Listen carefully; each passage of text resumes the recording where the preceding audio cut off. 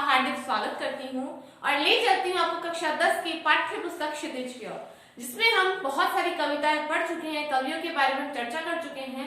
आज फिर हम लेके आए हैं आपके लिए सूर्यकांत त्रिपाठी निराला जी की कविता मातृवंदना। इससे पहले हम अभी ना होगा मेरा अंत कविता का पाठन कर चुके हैं, उसके बारे में हम कवि और कविता के बारे में हम पढ़ चुके हैं।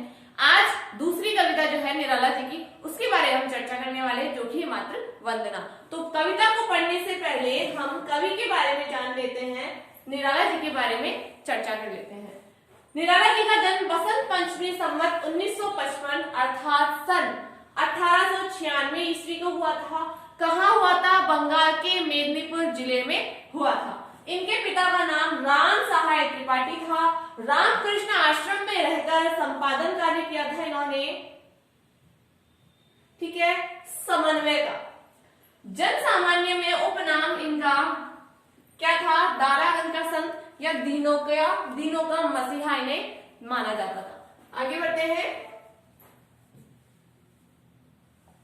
इन्होंने मतवाला और सुधा नामक पत्र का संपादन कार्य भी किया था। 15 अक्टूबर को इनका निधन हो गया सन 1961 में इलाहाबाद में।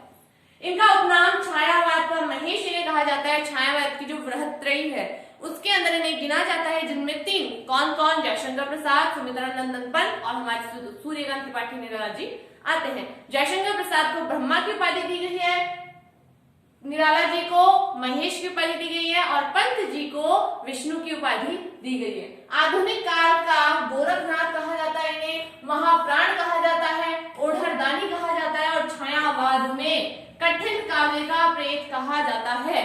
अगर प्रश्न आता है छायावाद में कठिन काव्य का प्रेत कौन, तो निराला जी। अगर प्रश्न आता है कठिन काव्य का प्रेत कौन, तो आता है केशव दास जी, जो कि रीतिकाव्य के प्रवर्तक हैं। और यदि आता है कठिन गद्य का प्रेत किसे कहा जाता है, तो वो आते हैं हमारे अज्ञे जी, ठीक है। आगे बढ़ते हैं। इनके बचपन का नाम सूर्य कुमार था। क्यों था? क्योंकि ये रविवार के दिन हुए थे। इन्हें बसंत का अग्रगामी भी कहा जाता है। क्यों कहा जाता है? क्योंकि बसंत पंचमी के दिन ही इनका जन्म हुआ था। सूर्यकांत त्रिपाठी इन्होंने अपना नाम बदल के कब रखा? 1917-18 में रखा था। आगे बढ़ते हैं। निराला जी की पहली कविता जन्मभूमि थी, जो उन्होंने अनामिका संग्रह से प्रकाशित हुई थी। और निबंध कौन सा था? बंग भाषा का उच्चारण। इनकी पहली कविता कौन सी थी? जन्मभूमि। कविता संग्रह कौन सा था? अनामिका। और निबंध कौन सा था? बंग भाषा का उच्चारण।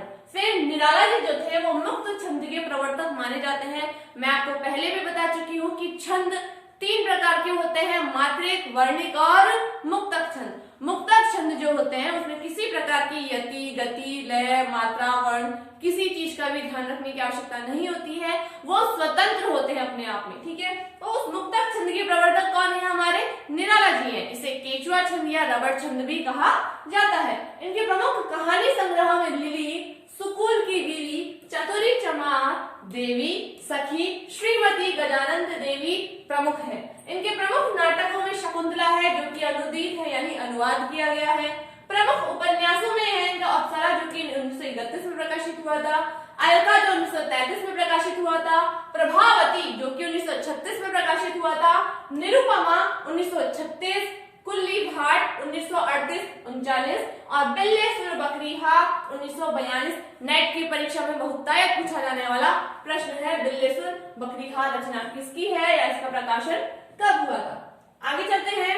प्रमुख काव्य संग्रह है इनका अनामिका 1923, परिमल 1930, गीतिका 1936, तुलसीदास 1939, कुकुरवत्ता 1942, अणिमा 1943, बेला 1946, नए पत्ते 1946, अर्चना 1950, आराधना 1953, गीत गुंज 1954, सांध्य, काकली, अपरा, राम की शक्ति पूजा, ये इनकी लंबी कविताएं मानी जाती हैं। इनकी प्रमुख कविताओं में भिक्षुक, विधवा, बादल राग, वह तोड़ती पत्थर, संध्या सुंदरी, गर्म पकौड़े मानी जाती है। साहित्यकारों के अनुसार प्रथम कविता इनकी जूही की कली थी, जो कि 1916 में प्रकाशित हुई थी, ठीक है। 1916 में लिखी थी और प्रकाशन वर्ष 1922 माना जाता है इसका। हम बढ़ते हैं हमारी कविता की ओर। हमारी कविता है मातृ वंदना। कौन सी कविता है हमारी? मातृ वंदना। ये जो कविता है मातृ वंदना, इस कविता के अंदर कवि निराला जी ने भारत माता के गुणों का गान किया है। अपने मनुष्य जीवन में कमाई हुई सारी संपत्ति को, चाहे वो श्रम से संचित हो, चाहे वो कर्म हो या अच्छे कर्मों के माध्यम से उन्होंने जो पूंजी कमाई है, वो सब के सब वो माँ भगवती, माँ भारत भूमि के चरणों में अर्पित करना चाहते हैं और उन्हें वो सारे सुख देना चाहते हैं जो उनके लिए संभव हो। यानी माँ भारत माता को वो परतंत्रता के बंधन से मुक्त करना चाहते हैं, उन्हें स्वतंत्रता देना चाहते हैं, आजाद करना चाहते हैं। आइए पढ़ते हैं उनकी कविता। नर जीवन के स्वार्थ सकल, बलि हो तेरे चरणों पर, मेरे श्रम संचित सब फल। अब इन पंक्तियों में कवि क्या कहना चाह रहे हैं? देखिए, कवि कह रहे हैं कि नर जीवन के स्वार्थ सकल। नर क्या होता है? मनुष्य या मानव। ठीक है, तो कवि यहाँ कह रहे हैं कि मानव जीवन के, क्या कहा? मानव जीवन के जितने भी स्वार्थ होते हैं, स्वार्थ यानी अपना कार्य करना, अपना काम निकालना, स्वार्थ सकल बलि हो तेरे चरणों पर, यानी इस मनुष्य जीवन में रह करके मैंने जितने भी पुण्य कमाए हैं, मैंने अपने कर्मों के माध्यम से जितनी भी अच्छी अच्छी चीजें दी हैं, जितने भी अच्छे गुण मेरे अंदर आए हैं, जितनी भी अच्छाइयां मेरे अंदर आई है, वो सब के सब माँ आपके चरणों पर बलि हो जाए, यानी आपके चरणों पर मैं न्यौछावर करता हूँ, आपको समर्पित करता हूँ। माँ मेरे श्रम संचित सफल, यानी मेरे श्रम से, मेरी मेहनत से कमाई हुई जितनी भी पूंजी है, चाहे वो गुणों के संबंध में ले लीजिए आप या फिर पैसों से संबंधित ले लीजिए, सब के सब मैं आपके चरणों में अर्पित करना चाहता हूँ। हे माँ भगवती, मनुष्य जीवन में रह करके, हे माँ भारती, हे भारत माता, मनुष्य जीवन में रह करके मैंने जितने भी पुण्य कर्म कमाए हैं, अपने श्रम से मैंने जो पूंजी कमाई है, वो मैं सारी पूंजी आपके चरणों में अर्पित करना चाहता हूँ। आगे बढ़ते हैं। जीवन के रथ पर चढ़कर, सदा मृत्यु पथ पर बढ़कर, महाकाल के खड़तर शर सकूं मुझे तू कर दृढ़ कर। अब यहाँ पर कवि क्या कह रहे हैं? कवि वर्णन कर रहे हैं कि जीवन के रथ पर चढ़कर, यानी इस जीवन में जितनी भी बाधाएं आती है, कठिनाइयां आती है, यानी जितने बड़े बड़े मार्ग रास्ते में, मतलब जितने बड़े बड़े कांटे मार्ग में बिछे हुए होते हैं, उन कांटों के रथ पर चढ़ करके मैं सदा मृत्यु पथ पर बढ़कर, यानी इस मृत्यु रूपी जीवन में हमेशा मैं आगे बढ़कर, महाकाल के खड़तर शह से सकूं मुझे तू कर दर्शन, यानी महाकाल कहते हैं शिव जी को कहते हैं, एक तरह से मृत्यु से ले लीजिए आप या फिर यमराज से इसका अर्थ ले लीजिए कि महाकाल के खड़तर शह। खड़तर शह क्या होता है? तीखे बाण जो होते हैं उनको कहा जाता है खड़तर। खर यानी बुरे और तर यानी बाण, तो उन तीखे बाणों को भी सहकर सकूं मुझे तू दृढ़कर कि मैं इस जीवन में कठिनाइयों को पार करता हुआ, मृत्यु रूपी जीवन को जीते हुए, सबको पार करते हुए तीखे बाणों रूपी, तीखे बाणों जैसे जो कठिनाइयां हैं उनको सहन करते हुए, उनका वहन करते हुए और भी ज्यादा दृढ़ हूं, ऐसा मुझे आशीर्वाद दो। यानी कठिनाइयों का सामना करते करते मुझ में इतनी शक्ति आ जाए, मुझ में इतनी ताकत, इतना सामर्थ्य आ जाए कि मैं डटकर उनका सामना कर सकूं, ऐसा मुझे आशीर्वाद दीजिए। आगे देखिए।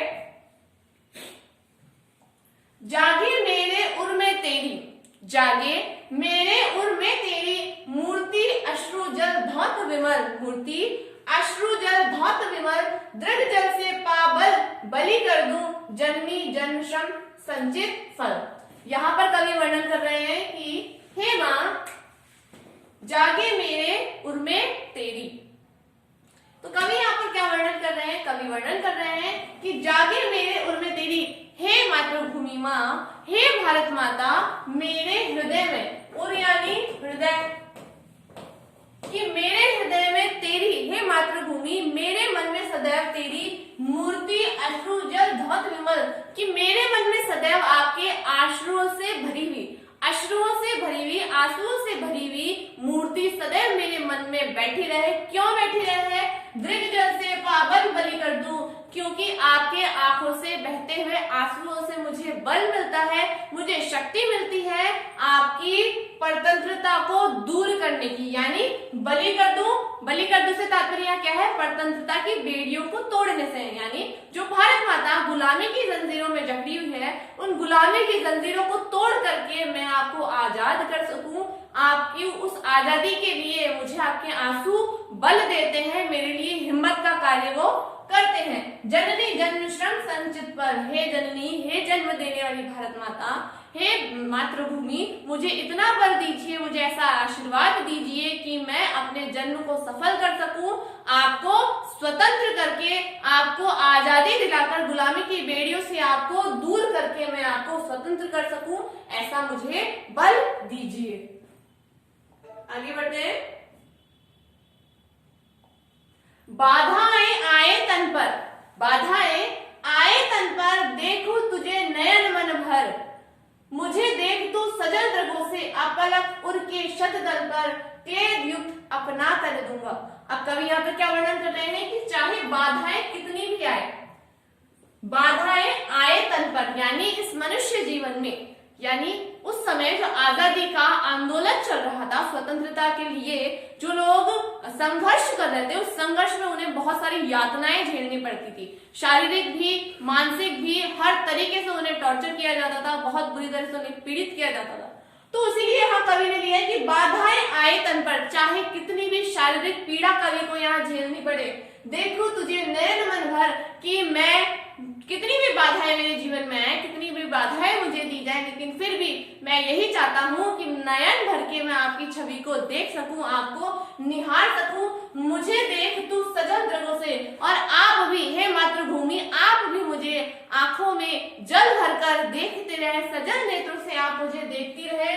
आप पलक उनके शतदल पर, आप पलक यानी बिना पलक झपकाए, एक टक उनके शतदल पर, उर यानी हृदय के कमल, शतदल होते हैं कमल को, तो उस हृदय रूपी कमल के अंदर आप मुझे स्थापित करें। कहने का तात्पर्य यहाँ क्या कह रहा है कवि कि हे मातृभूमि, कि मैं आपको, आपकी छवि को अपने मन में बसाऊं, और आप भी सजल नेत्रों से मुझे देखें, अपलक यानी बिना पलक झपकाए आप मुझे देखें, क्योंकि इससे कवि को बल मिल रहा है, संबल मिल रहा है मातृभूमि की रक्षा के लिए। क्लेद युक्त अपना तन दूंगा, कि क्लेद कहते हैं पसीने को, क्लेद क्या होता है?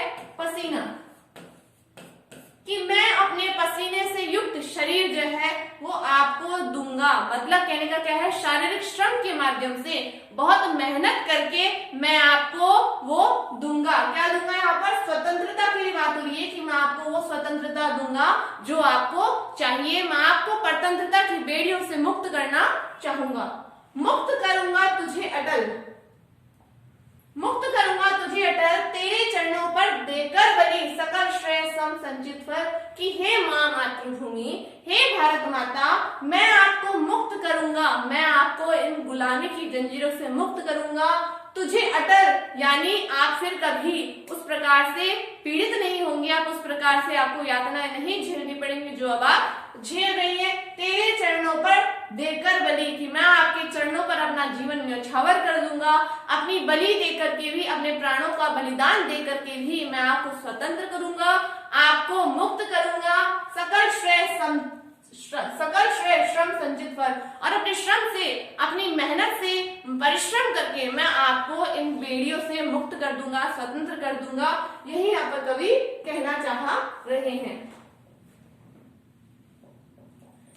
कैसी लगी आपको कविता? कमेंट करके जरूर बताइएगा, और वीडियो को लाइक और शेयर करना मत भूलिएगा। फिर मिलेंगे आपसे नेक्स्ट वीडियो में नेक्स्ट चैप्टर के साथ। तब तक के लिए नमस्कार।